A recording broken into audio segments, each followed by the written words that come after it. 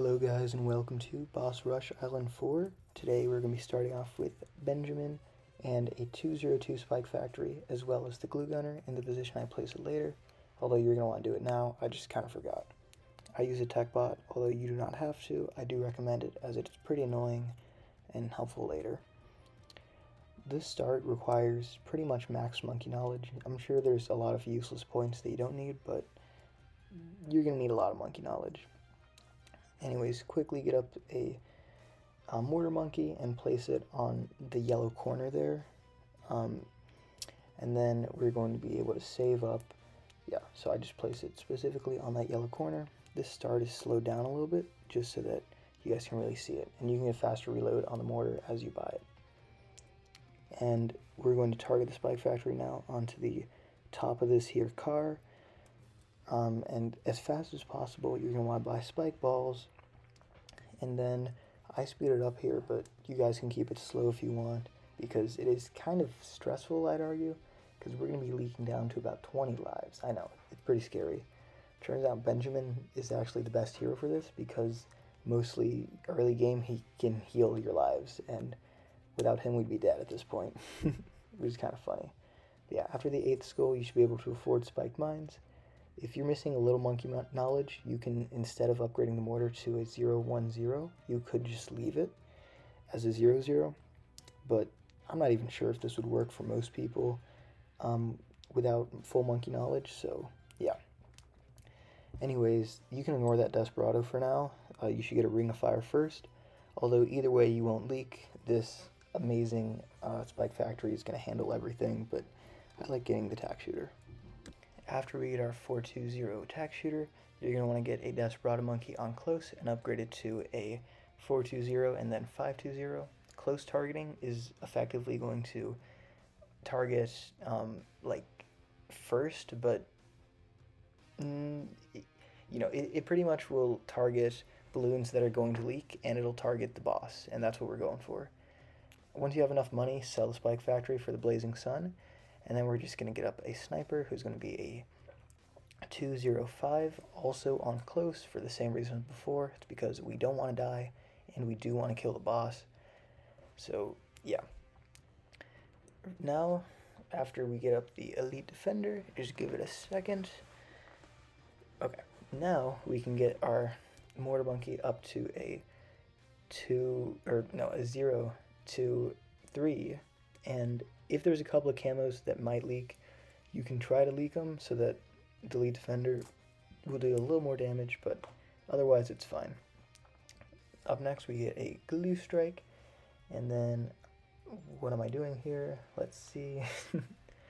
Yeah, we're going to want to get spiked mines. We're going to get 4 of them in total, but the first 2 we will be targeting in this middle area here so that we can pop Moab layers better and sell your Desperado.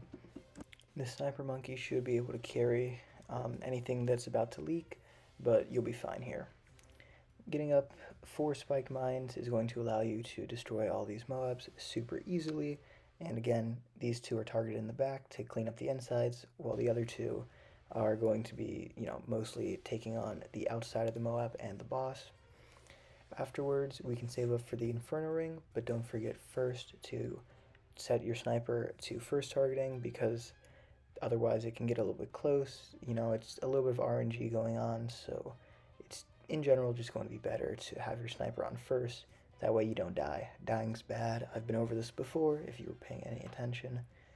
But yeah, after that you can save up for the Inferno Ring, and then immediately after you can sell your sniper monkey in exchange for a tack zone. Here I was kind of goofing around a little bit on accident. Sold my overdrive instead of the sniper. Don't know what I was doing, but yeah, you can get up a tack zone. And this boss, as I said earlier, the mid game is pretty chill. Like once you get past the early game, it's chill. So yeah, just make sure all 4 of these guys are now targeting that part of the track so that they're hitting the boss and the balloons, and then get a Moab Eliminator on strong with the bottom cross path. And this is the thing I like to tech bot, because it's just a really fast cooldown. Now we can get up spiked mines, and we'll be targeting it where we will be having it later. And this is going to become a super mine, so it's a 402. And we get up a second glue strike. We should have done this before the spike mines because, otherwise the attack zone won't really be dealing damage, but you don't have to worry about it too much. Again, this is a pretty chill run. Here we get on close a relentless glue with glue splatter. It's completely not needed. I forgot we're only on like round 70 and the Inferno ring is going to be able to cover it, but we have enough money so it's fine. Once the support immunity comes up, we're going to be selling the spike factory so that we have a big boatload of money. Obviously don't sell the one we're going to upgrade, but yeah, I mean, you don't really need this elite defender. I buy it just in case, so you can too if you want. We have plenty of money, and I'd recommend you start setting up the mortars that we're going to be using later. But yeah, if you want to, you can buy this elite defender. It'll get through the tiers just barely faster and maybe save your life. But yeah, just keep using your glue strikes, and once you're about 79, you wait for the rock layer to deplete all the way. Keep using your glue strikes while it happens, and then you sell once you're about halfway through 79.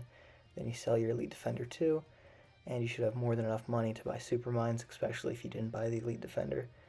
And the super mines, of course, is going to be our sole damager now. And here's these mortars that I was talking about. I get up 4 of them. You'd think that 4 of them would have enough uptime, enough like randomness to have a permanent decamo against CDTs. These guys do a pretty good job. In my sandbox testing, I determined that about 9 times out of 10, you will be fine with 4 of them. This was the 1 time out of 10 where I was not fine. However, it doesn't really matter. Get one of them to a balloon incineration and make sure that there used to be a decamo targeting the corner, like the top right corner. Just make sure they're all targeting the track, and you should be fine. The balloon incineration, you kind of want to be aimed a little bit lower than where it is now. Yeah, so just lower right there so that it'll be killing the Moabs, because otherwise you'll be pierce capping your super glue that we bought. By the way, upgrade that to a super glue. And then, yeah, because I'm a little bit panicked, I pause. You should be okay. Even if you do leak, you actually can still make 120 pops. And especially if you get a bomb blitz, you'll see later that the bomb blitz can fully kill any DDT before the round 120. So that's great and means you can leak a full DDT, and that's why we got it. It's not for damage or anything like that. I mean, it's nice damage. I put it on last so that it'll help out stop pierce capping the super glue. But yeah, the bomb blitz will allow us to leak a DDT, which is great for RNG prevention. Here I also get up a Blazing Sun on strong targeting, or I guess it's on first for some reason. And here, yeah, we leak our DDT, which sucks, but that just means we gotta not leak another. Again, this is really bad luck with our mortar timings, and I'd recommend at this point you get up a couple more mortars, which again feels completely ridiculous, but it's needed. What can I say? Supermines also should be able to cover most of your leaks. As you can see, I'm leaking a bunch here, and Supermines is able to cover it along with Tax Zone and the I-Ring. You really shouldn't have this big of a problem. But anyways, now we can get up a Permaspike, who is also going to solve all the problems. Just make sure it's not having all the spikes be depleted by the boss, otherwise you're going to run into problems. But yeah, in the hundreds, it's actually somehow more chill. I'm not sure why, but DDTs just stop leaking as much as they used to, which is very, very nice and allows our permanent spike pile to get pretty big, which is obviously going to be great for when we have to sell things to get a Tac Paragon. But yeah, right here, before you get the Tac Paragon, you're going to want to buy a bunch of 2s, 3 zeros, or 0, 3 2s, whatever you want. It's not going to be that big of a price difference.